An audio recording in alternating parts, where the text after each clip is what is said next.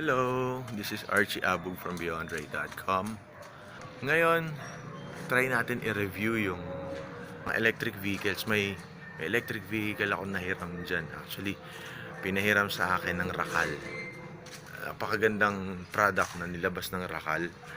Yun nga yung kanilang e-tricycle na ang passenger load is about 6 to 8 person kasama yung driver.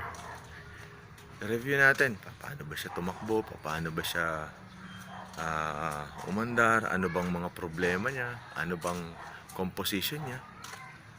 Tingnan natin, panoorin natin to video na to.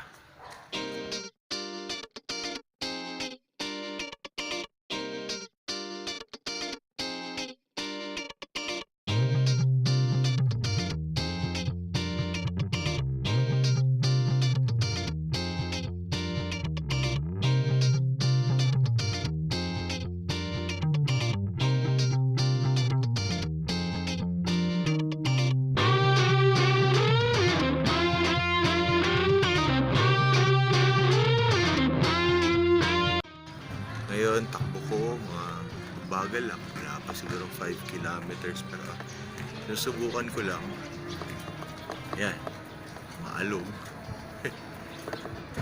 Dahil nga China made, hindi naman siguro tinipid na rin yung sa pyesa. Pagdating sa shocks, hindi naman ganun kaganda. Yun lang, tahimik. Pero acceleration niya, ito, mabilis. Yun lang yung ingay niya, yung parang ganun lang. Yun, mabilis yung acceleration niya. Isang gear lang siya. Wala siyang, hindi siya kagaya ng mga combustible engines. Ganyan lang siya.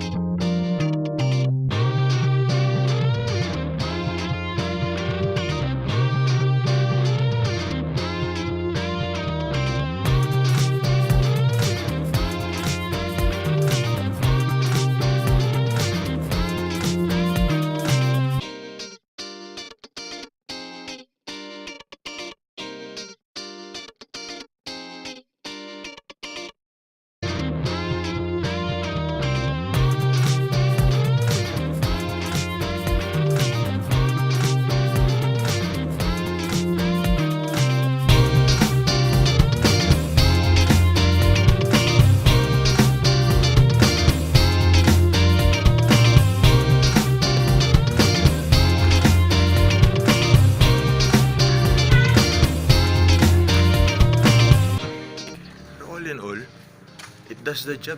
Hindi naman problema siguro yung dito ka lang, tapos may family ka naman na hindi mo kailangan na magpakit kung may asawa ka na eh. Pero sa akin cute eh. Okay kaya, ganda kaya. Baga mas, kasi siguro utilitarian ako. Para sa isang utilitarian, nastig yung ganun eh. Hindi kailangan ng masyadong maporma. Basta nagagamit mo siya. Magandang electric vehicle. Sana nga sa susunod na mga release ng mga sasakyan dito, sana nga electric vehicles na lang. Maganda kasi pag electric vehicles na lang, less energy nako-consume, tapos hindi pa harmful sa tao, hindi rin harmful sa planet. Sa ngayon, especially yung mga magagandang klase ng mga sasakyan, ando dun sila sa sa mga first world countries eh. Pero dito, okay lang, hindi naman sa mga tao na hindi naman lumalabas sa sa offices. Siguro pag nandoon ka sa mga cities, okay din. Tapos dalhin mo yun doon, tapos doon ka lang, okay din na transport yun. Basta ang doon, basta nandito ka lang sa within the radius, within a specific radius ng tinitirhan mo.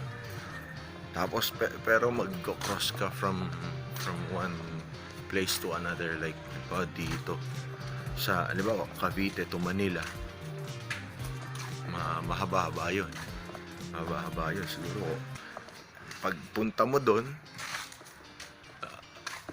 maraming problema. Halimbawa, matagal ka bago magpunta kasi pinaka top speed sa akin kung ako lang mag-isa sa ganung e-trike, 17-18 kilometers per hour. Pero based dun sa gauge na hindi ko alam kung yung accuracy na, hindi ko pa nasusubukan dito sa speedometer dito sa phone. So kung mga ganun, abutin ka siguro mga 1-2 oras. Wala pang traffic yun. Makakasingit-singit ka naman, pero still malayo pa rin yun. Tapos kung ano pa pwedeng maging problema nun, yun nga, pagpunta mo doon, charge mo kagad siguro kung pwede ka makicharge sa office nyo. Paano pag nagtatrabaho ka sa 7th floor, kahit sabihin mo sa 2nd floor, dapat mahaba-habang extension kailangan mo. Pwede siguro kung makikiusap ka doon sa guard, makikicharge ka doon, okay lang yun. Kailangan talaga i-charge kasi dito sa Pilipinas wala pa tayong yung mga charging station na magagandang klase na para may full charge mo, you need just 1 hour, 2 hours, 3 hours ng charging. Sa ngayon, yung mga ganong e-trike, ang charging niya is 6 to 8 hours. Depende pa kung maayos yung battery mo. Pag hindi na maayos yung battery mo, mas less syempre yung charging. Pero, problema naman doon, syempre, mas less yung mileage na makukuha mo per charge. Yun ang problema doon. Kaya pati yung battery, iniingatan din kasi yun. Yun nga kasi, na minsan na-overcharge, sensitive pa eh. Yung mga existing na mga batteries ngayon sa mga ganong klaseng vehicles, masyado pang lithium ion din siya, pero yun nga, sensitive pa siya, hindi pa siya yung siguro, antay tayo ng mga susunod na mga releases ng mga ganong products. Pero doon naman papunta yun eh, papaganda naman yan. Pero sa ngayon nga, yung mga high-end na mga products na para sa mga ganon, expensive pa, mahal pa. Well, that's understandable kasi nga you have to recover yung R&D nun. Pero okay lang din. Tapos, teka, yung mga tao, ilan ang passengers na kaya nun? So, kaya nun mga 6 sa likod, tapos ako, estimate hindi pa masikip yun. Pero depende rin sa laki ng tao. Average yun. Tapos, syempre, yung mileage nung battery, nung charge mo, malilesen, depende do sa load mo palagi. Pagka, halimbawa family kami, minsan, nag-drop na yung charge from, halimbawa, full load, siguro mga around 1 hour na biyahe, siguro aabot ka na ng mga 80% na lang. 80%. So, is that a good thing? It's still good. Pero ang problema nga nun, ang problema sa mga ganyan, pag halimbawa umabot ka na sa mga 50% na charge, maaramdaman mo na yung effect sa takbo niya. So, babagal na siya, especially sa acceleration. Yung acceleration niya ang mabilis kumonsumo ng gas. Pag naka-top speed ka na, kumukonsumo rin siya, pero not that, hindi siya ganun kalakas. Malakas din. Hindi talaga eh. Mas malakas talaga yung acceleration. Ang isang pwede mong gawin doon, so modification, pwede mong i-modify. Marami pang modifications. Pwede ka magdagdag ng battery. Siyempre, pwede ka magpalit ng motor. Pwede ka magdagdag ng brakes, magdagdag ka ng light. Palitan mo yung bubong, gawin mong hard top. Sa ngayon, soft top lang yung nandun sa akin kasi yun yung mga unang release ng Rakal. Yun. Tapos pwede ka na siguro maglagay din sa yung mga bagong release ngayon, meron na silang mga windshield, tapos may wiper na rin. Sa ngayon yung nasa akin, wala siyang windshield. So pag umulan, salo mo lahat. Salo mo lahat ng ulan. Kahit pa nakabarong ka, kahit pa naka-Amerikana ka, pati necktie mo basa. Siyempre, yung nasa harap eh. Licenses. Sa ngayon, wala pa siyang hindi required ang may license ka sa e-trike. Sabi ng isang agent na nakausap ko, sa ngayon wala pa at magagawa pa lang pagka may lumabas na, sabi nila, usually malalaman at malalaman. Totoo naman yan. Especially pag owner ka, tapos sila mga agents pa. Pero sa ngayon wala daw. Wala pa license, pati registration, wala pa. Actually pati yung excise tax doon, sabi wala pa. So pag bumili ka, wala pang excise tax, so mura pa siya. Which is good. Which is very, very, very good. About modifications, pwede ka syempre maglagay ng mga solar panel. Tapos i-rewire mo na lang doon para every time kahit saan ka, kahit tumatakbo ka, pwede ka mag-charge or pwede ka mag-charge. There are lots of videos about rewiring sa mga ganon, sa mga electric vehicles para may charge mo yung sasakyan. Tapos kakabitan mo ng solar panels. Rastig yun. Isipin mo yung bubong mo, ganon. So, talagang halos libre na. Hindi sa pinopromote ko, pero talagang pinopromote ko. Ang ganda pag electric vehicle ka. Isipin mo, dati pag nag-drive ako mula dun sa place namin, siguro mga around 5 kilometers going back and forth sa school ng bata, pag hatid-hatid, tapos going to church. In a month, yun lang naman rotation ko eh. In a month, pagka mahina ang 3,000 binabayaran ko for diesel na yun ha. Pero pagka may electric vehicle ka, kung i-cover niya lahat ng ginagawa ng diesel engine mo for a month, it would cost you only 300 pesos sa electric bill mo. Now that's savings.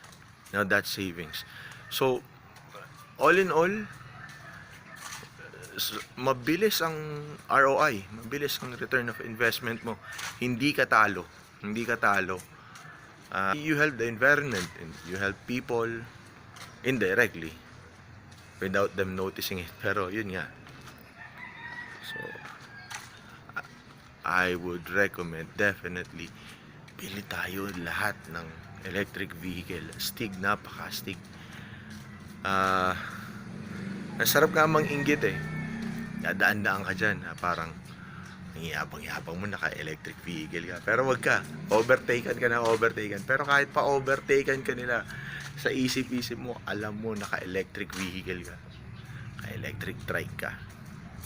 Mas maganda yung gamit mo kaysa sa kanila. Well, that's my humble point of view. Astig. Sana lahat meron na. Actually, yung ginagawa ni President Duterte na turning most public utility vehicles into electric vehicles, napaka-astig na, napakaganda sana na. Yeah, as an ordinary citizen, bilang ordinaryong citizen, totally suportado yun, astig yun, gustong gusto ko yun. Kasi dito sa Pilipinas, may study na 80% ng air pollution dito sa Pilipinas is caused by oil o yung oil and gas. So kung mababawasan yon, ilang percent kaya doon na sa sasakyan? I'm sure malaki. Mas malaki kaysa sa mga pabrika, mas malaki kaysa sa mga households. Ang sasakyan ang pinakamalaki. Isipin mo, if there will ever be a chance na ma-eliminate mo lahat ng mga motor vehicles na combustion engine, palitan mo silang lahat ng electric vehicles. Wow, ang ganda. Wow, ang galing. Kaya nga, President Duterte, tuloy. Pero syempre, ayoko naman na ako yung magpa-implement ayokong mahirap talaga yung lagay nyo. Mahirap talaga yung lagay ninyo dahil nakatanim na o bahagi na ng sistema yung combustion engines dito sa Pilipinas eh. And I'm sure, yun nga, maraming challenge sa inyo with regards to that. Pero kayang-kaya yan. Kayang-kaya yan. Nandito po kami. Huwag niyong madaliin. Hindi rin naman kayo minamadali ng tao. I'm sure kayang-kaya po yan.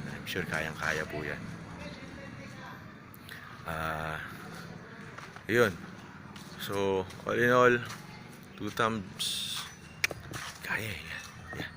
2 thumbs up sa electric vehicles, pati sa implementation nun dito, pati kay President Duterte. Sana dumating yung time na magamit din siya. Yeah. So, si Archie Abog po ito ng beyondrate.com. So, that's all for now. Signing out.